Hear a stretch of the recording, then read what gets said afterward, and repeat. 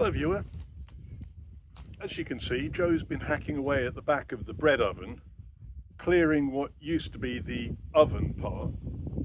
So I'm going to try and get up there to get some of the ivy off of the chimney and this back little bit of wall. See what we've got. On we go.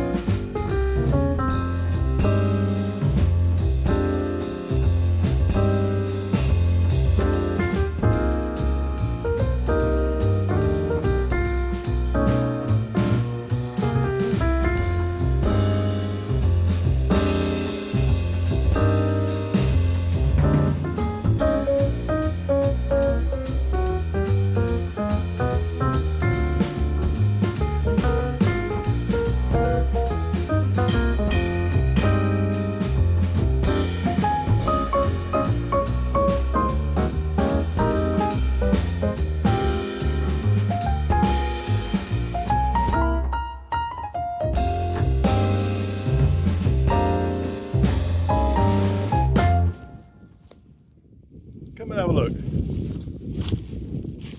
So on the left there is the back wall. On the right is the wall which encompasses the chimney. And in between is a stone plinth at the bottom with a pile of mud on top that used to be the bread oven itself. As you can see, I've cleared most of the ivy off of this side of the chimney, and down here, the mud part, Joe's cleared lots of that ivy off. Perhaps we can rebuild that. Thinking of rebuilding, let's nip over and have a look at the back of the house. So this is the